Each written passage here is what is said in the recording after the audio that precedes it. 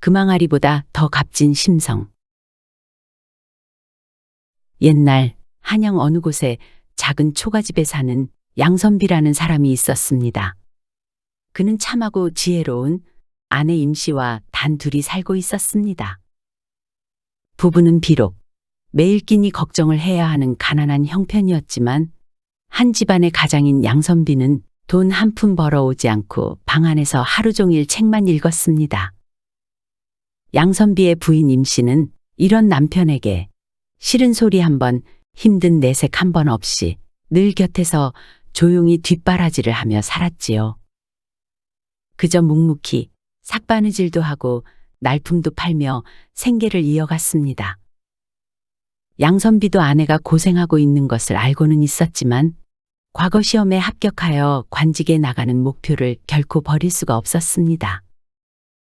그것은 양선비가 어려서부터 꿈꿔왔던 일이었고 현실적으로 보아도 부부가 가난에서 벗어날 수 있는 유일한 방법이기도 했습니다. 그러나 양선비는 팔자에 관운이 없는 것인지 매번 최선을 다해 과거 시험을 준비했지만 번번이 낙방하였습니다. 양선비가 과거에 떨어져 낙담할 때면 임씨는 항상 남편을 더 응원하며 기운을 북돋아 주곤 했습니다. 서방님, 그거 아세요? 제가 밖에서 힘든 일을 하고 피곤한 몸을 이끌고 집으로 돌아올 때면 서방님의 글 읽는 소리에 그저 힘든 게 다 잊혀진답니다. 우리에게는 서방님 공부가 희망이잖아요. 너무 낙담하지 마세요. 다음엔 잘 될 거예요. 양선비 부부가 시골에 살다가 지금의 한양으로 이사 온 것도 사실은 아내 임씨가 먼저 권유한 것이었습니다. 한양으로 올라가 다양한 사람과 함께 학문과 문물을 접하다 보면 양선비가 과거 급제하는 데에 조금이나마 도움이 될 것이란 생각 때문이었지요. 그 정도로 임씨는 남편의 공부에 진심이었습니다. 그러던 차에 양선비 부부가 모시고 살던 노친이 생을 다하자 장례를 마친 뒤 한양으로 상경한 것이었지요. 그렇게 한양 생활을 시작한 지 벌써 3년이 되어가고 있었습니다. 그러던 어느 날이었습니다. 그날도 양선비는 책을 읽고 임씨는 부엌에서 저녁밥 준비를 하고 있었습니다. 그런데 아궁이에 불을 떼야 하는데 이상하게도 불이 잘 붙지 않는 것이었습니다. 연기가 굴뚝으로 빠지지 않고 자꾸만 부엌 쪽으로 자욱하게 밀려 들어오는 것입니다. 임씨는 어찌 된 일인가 싶어 자세를 낮추어 아궁이 속을 조심히 들여다보았습니다. 아무래도 아궁이 안에 재가 너무 많이 쌓인 탓인 것 같았습니다. 맞다. 이 집으로 이사 온 지도 벌써 3년이 되었는데 그동안 내가 아궁이 청소를 제대로 한 적이 한 번도 없었구나. 참, 사는 것이 뭐가 그리 바쁘다고. 임씨는 재를 치울 때 쓰는 고무래를 가져다 아궁이 안에 재를 긁어내기 시작했습니다. 그동안 안 한 청소까지 한 번에 한다는 생각으로 열심히 온 힘을 다해 긁었지요. 그런데 아무리 긁어도 아궁이 공간이 생각만큼 넓어지지 않았습니다. 답답한 마음에 이번에는 아궁이 바닥 쪽을 좀 파내서 아궁이를 넓혀보기로 했습니다. 호미를 가져다 아궁이 바닥에 흙을 버럭버럭 긁어내는데 뭔가가 호미 끝에 턱하고 걸리는 것이었습니다. 돌덩이가 박혔나 보다 싶어서 그 주변에 흙부터 더 파보니 돌덩이가 아니라 웬 작고 단단한 항아리 하나가 나오는 것이 아니겠습니까? 이상하다. 이게 뭐지? 슬며시 항아리의 뚜껑을 열어본 순간 임씨는 뒤로 털썩 낮아빠져 엉덩방아를 찧었습니다. 아니, 이게 다 뭐지? 전부 금덩어리잖아. 세상에나 항아리 안에는 작은 금덩어리가 가득 차 있었습니다. 깜짝 놀란 임씨는 그것을 다시 보고 마당으로 가지고 나와 다시 만져봐도 번쩍번쩍하고 묵직하고 딱딱한 것이 금덩어리가 분명했습니다.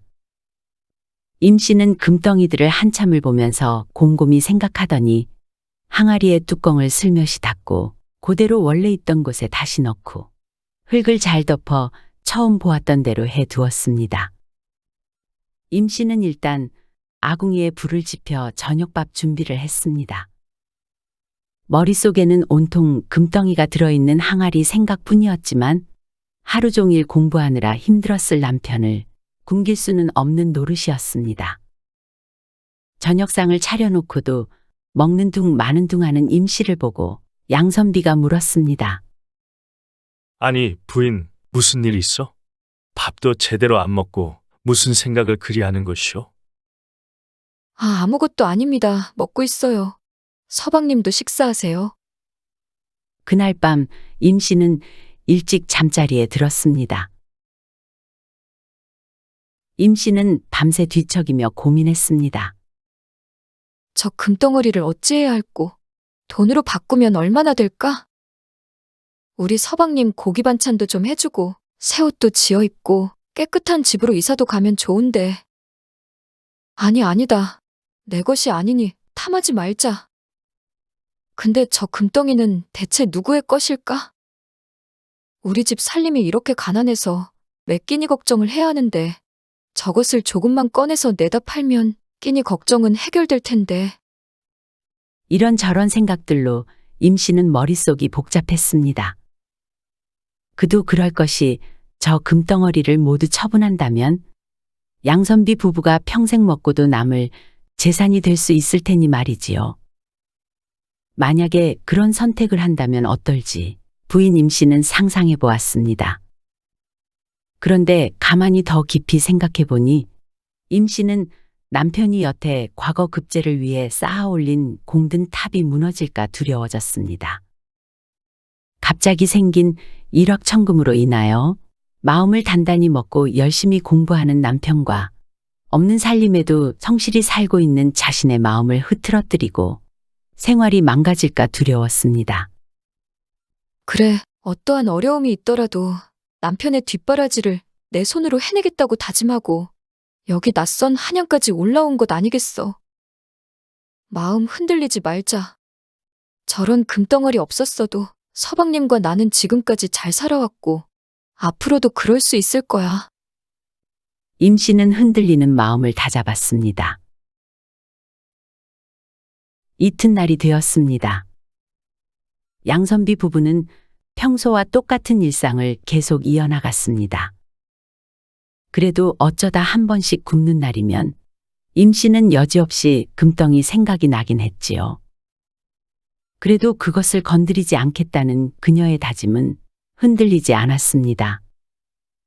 참으로 대단한 여인이 아닐 수 없었습니다. 그래도 세월은 계속 흐르고 부부의 고생은 나날이 심해지고 양선비도 과거 급제를 하지 못하고 있으니 하루는 양선비가 품을 팔러 나가겠다고 하는 것입니다. 공부를 접겠다는 것이 아니오. 그래도 먹고는 살아야 하는데 당신은 혼자 힘으로는 버거우니 내가 조금씩 나가서 일을 하면 낫지 않겠소? 아니, 안 됩니다. 다른 데에 정신 쓰실 때가 아니에요. 그런 걱정은 하지 마시고 들어가서 글이라도 더 보세요. 제가 다 알아서 할 테니. 이렇게 임 씨는 간절하게 남편을 말리며 글 공부에만 매진해 줄 것을 간청했습니다. 힘들고 어려운 세월을 이들 부부는 이렇게 서로 의지하고 또 믿어주며 버텨냈습니다.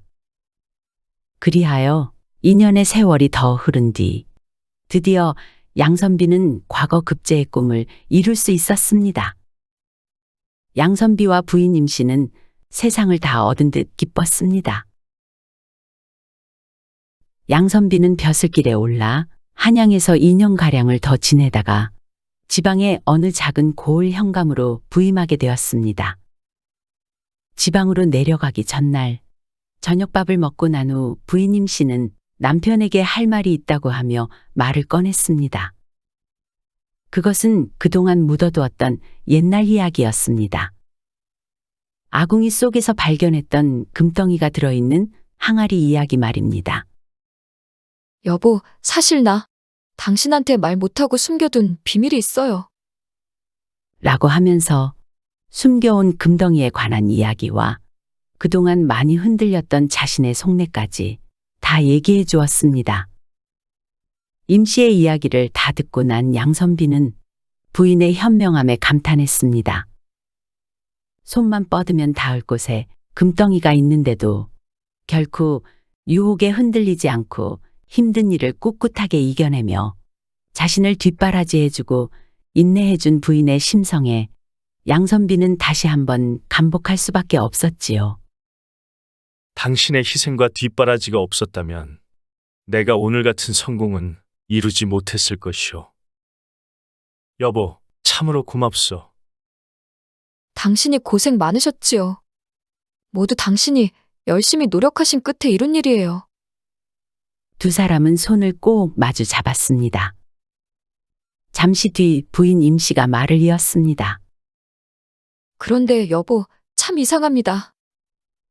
제가 금항아리를 발견한 그 일이 있은 지가 벌써 7년이 다 되어가는데 아무도 금덩이를 찾으러 오지 않는 걸 보면 아무래도 주인이 없는 것 같아요. 이대로 묻어두느니 차라리 우리가 그걸 가지고 가서 좋은 데 쓰는 것은 어때요? 좋소. 그럽시다. 이제 우리도 살만하니 그것들은 꼭 필요한 사람에게 주는 것이 좋겠소. 그래서 양선비 부부는 그 금항아리를 잘 챙겨 이사 갔습니다. 시간은 흘러 양선비가 이 고을에 양현감으로 부임한 지도 어느덧 1년이 지났습니다.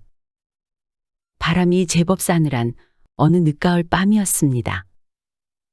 양현감은 평범한 선비의 차림으로 고을을 순찰하고 있었습니다. 혼자 조용히 돌아다니며 고을 백성들이 사는 모습들을 좀 더 자세히 살펴보기 위한 것이었지요. 그런데 그날은 밤이 너무 늦었는지 길에서는 인적을 거의 찾아볼 수 없었습니다. 양현감이 마침 마을에서 제법 잘 사는 심영감 집 근처를 지나고 있을 때였습니다. 저 앞에서 누군가 심영감 집 담을 넘어오는 것이 보였습니다. 양현감은 급히 어둠 속으로 몸을 감춘 채로 그 사람을 자세히 지켜보았지요. 그 담을 넘어온 사람은 등 뒤에 커다란 자루 하나를 메고 있었습니다. 이것은 누가 보아도 도둑임이 분명했습니다.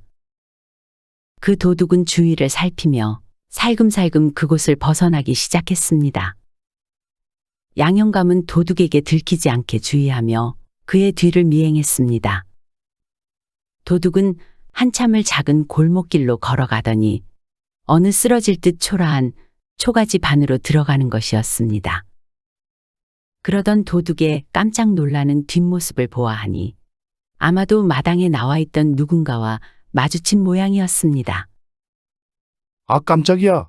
여보, 몸도 안 좋은데 왜 밖에 나와 있어? 그보다 어디 다녀오십니까? 그 등 뒤에 메고 있는 자루는 뭡니까? 아니, 밖에서 이럴 게 아니라 추운데 어서 안으로 들어갑시다. 어서. 두 사람이 방 안으로 들어가는 걸 숨어서 지켜보던 양현감은 조용히 그 집 뒤쪽으로 돌아가 방에서 들려오는 소리에 귀를 기울였습니다. 그러자 여인의 목소리가 들려왔습니다. 대체 그 쌀은 어디서 가져온 것이오? 아, 빌려왔소. 정말이요? 아니, 이 밤중에 누가 우리한테 그 많은 쌀을 빌려준답니까? 더 이상 긴 말 안 할 테니 어서 돌려주고 오십시오. 당신 몸이 이렇게 좋지 않은데 먹을 것을 못 먹으니 병이 더 깊어지는 것 아니오? 날도 점점 추워지는데 먹지도 않고 어찌 버틸라고 그러는 거요? 압니다. 서방님이 저를 돌보느라 농사도 못 짓고 돈도 양식도 다 떨어졌지요. 그렇지만 저를 살리려고 서방님이 도둑질을 한다면 서방님을 도둑으로 만드는 것은 바로 제가 되는 겁니다. 여보, 미안해요. 우리 힘들더라도 부족하더라도 품을 팔아서 어떻게든 버텨봐요. 그러니 어서 그 쌀은 돌려놓고 오십시오. 아니, 안 돼요. 일단 당신이 잘 먹고 몸을 추스른 다음에 내년에 농사 잘 지어서 그때 2배로 갚으면 되는 거요. 그렇게 합시다. 응? 아니요. 그렇게는 못하겠습니다. 서방님을 도둑으로 만들고 그 음식을 목구멍으로 넘길 수 없습니다. 차라리 이 자리에서 혀를 깨물고 죽을랍니다. 아, 알겠어. 하라는 대로 할 테니 그런 소리 좀 하지 마시오. 당신 뜻을 따르리다. 잠시 후 그 사내는 쌀자루를 짊어지고 방을 나와 쌀을 훔쳐왔던 심영감 집으로 향했습니다. 양형감은 조용히 사내의 뒤를 따라갔습니다. 사내가 심영감 집 담을 다시 넘어가는 게 보였습니다. 그 모습을 모두 지켜보던 양형감은 모든 것이 제자리로 돌아가고 일이 잘 마무리되는 것 같아 다행이라는 생각이 들었습니다. 그런데 잠시 후 요란한 소리가 들려왔습니다. 도둑이야! 도둑 잡아라! 도둑이야! 도둑! 그렇습니다. 쌀을 돌려놓으러 담을 넘어갔던 사내가 머슴들에게 들킨 모양이었습니다. 담 밖에서 양형감이 귀 기울여 들으니 그 와중에 사내는 머슴들에게 잡혀 집안은 난리가 났고 그 집의 주인인 심영감이 방에서 나와 명을 내리는 듯 했습니다. 양형감은 그 순간 자신의 신분을 밝히고 중재에 나서야 할지 고민했습니다.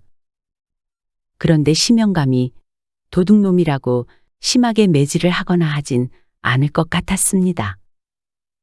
왜냐하면 양형감이 알고 있는 심영감은 마을에서 나름 인정도 많은 어른으로 아무리 도둑이고 천한 신분이더라도 사람을 함부로 막대하는 사람은 아니었으니 말이지요. 양형감은 가만히 심영감의 목소리에 귀를 기울였습니다. 저놈을 광에 가두어라. 내일 날이 밝으면 관하로 끌고 갈 것이다. 네, 알겠습니다. 우선은 일단락된 상황을 확인한 후 내일이면 관하로 데려오겠구나 싶은 생각에 양형감은 일단 집으로 돌아갔습니다. 다음 날이 되었습니다. 예상대로 어젯밤에 그 사내가 심영감과 그 하인들의 손에 관하로 끌려왔습니다. 양형감은 이미 자초지종을 알고 있었지만 내색은 하지 않고 이방으로부터 사건에 대한 보고를 받았습니다. 사또나리, 어젯밤에 심영감님 집에 도둑놈이 들었다고 합니다. 이놈이 어젯밤에 우리 집 곳간에서 쌀을 훔쳐서 달아나는 것을 딱 잡았습니다. 곡식을 가지고 나가지는 못해서 내 살림이 충난 것은 아니지만 남의 집에 몰래 들어와 도둑질을 한 놈 아닙니까? 이대로 둘 순 없어서 이렇게 붙잡아 왔습니다. 그러니 다시는 이런 짓 못하도록 혼을 좀 내주십시오. 알겠습니다. 저 사람이 다시는 그런 짓을 못하도록 하겠습니다. 사또, 저 사람이 원래는 착한 사람이라는 것을 저도 잘 알고 있습니다. 하지만 해도 되는 것과 하지 말아야 할 것은 구분해야 하지 않겠습니까? 그러니 부디 저 사람이 정신 차리도록 잘 부탁드립니다. 네, 알겠습니다. 걱정 말고 돌아가 보시지요. 그렇게 심영감은 그 사내를 아니 도둑을 양형감에게 맡기고 집으로 돌아갔습니다. 심영감이 돌아간 후 양형감은 이방에게 지시했습니다. 내가 다 생각이 있으니 저 사내의 결박을 풀어주고 깨끗한 옷으로 갈아입힌 뒤 내 방으로 들여보내거라. 네, 알겠습니다요. 잠시 후 사내가 사또의 방으로 들여보내졌습니다. 그런데 사또는 어디로 갔는지 보이지 않았습니다. 사내가 선체로 어리둥절하고 있는데 이내 방문이 열리고 사또가 들어왔습니다. 그런데 그 모습을 본 사내는 깜짝 놀랄 수밖에 없었습니다.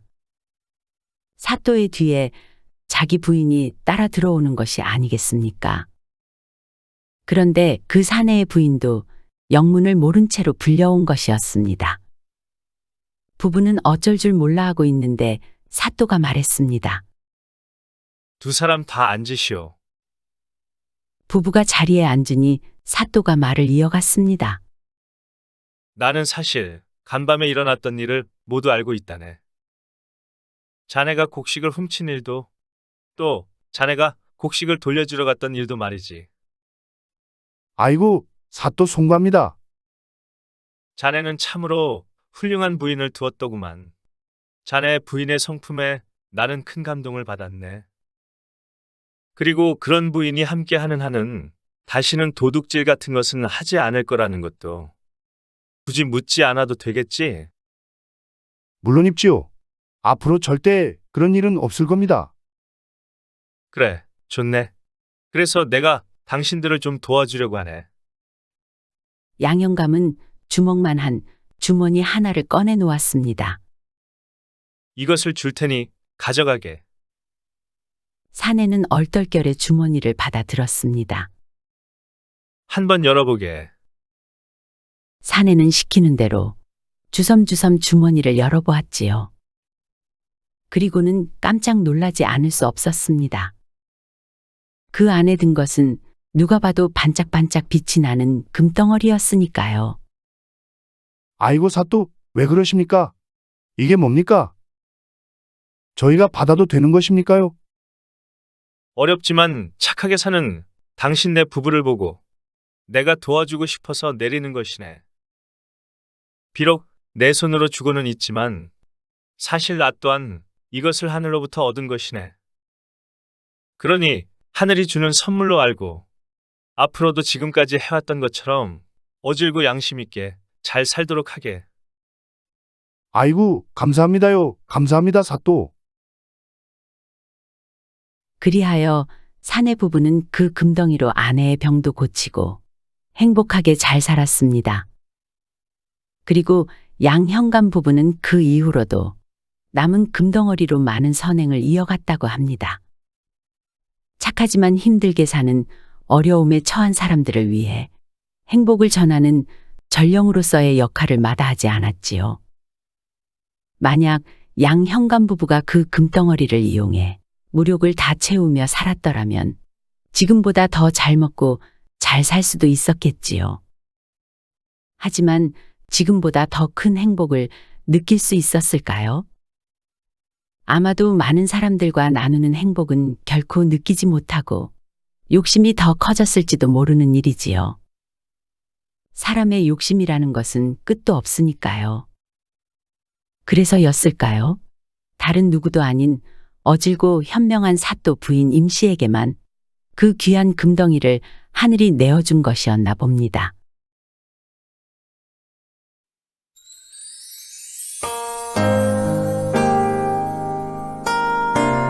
시청해주셔서 감사드립니다. 지금까지 사랑방 이야기였습니다. 항상 건강하시고 행복하시고 만사형통하시고 평안하시고 꽃길만 걸으시고 좋은 일들만 가득하시기 바랍니다. 마지막으로 구독, 좋아요도 눌러주세요. 더 재미있는 이야기로 찾아뵙겠습니다.